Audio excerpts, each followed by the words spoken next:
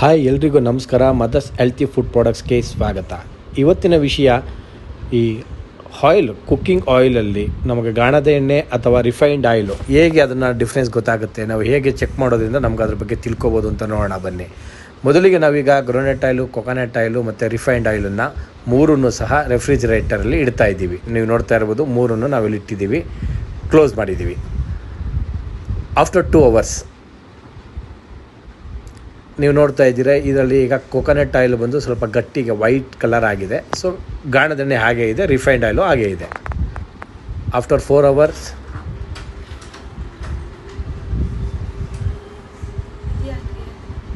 ಈಗ ನೀವು ನೋಡ್ತಾ ಇದ್ದೀರಾ, ಕೊಕೊನಟ್ ಆಯಿಲು ಗಟ್ಟಿ ಆಗಿದೆ, ರಿಫೈನ್ಡ್ ಆಯಿಲು ಹಾಗೆಯೇ ನಾರ್ಮಲಾಗಿ ಇದೆ. ನಮ್ಮ ಗಾಣದ ಎಣ್ಣೆ ಸಹ ನಿಮ್ಗೆ ನೋಡ್ಬೋದು, ಗಾಣದ ಎಣ್ಣೆ ಈಗ ಹೀಗೆ ಇದೆ.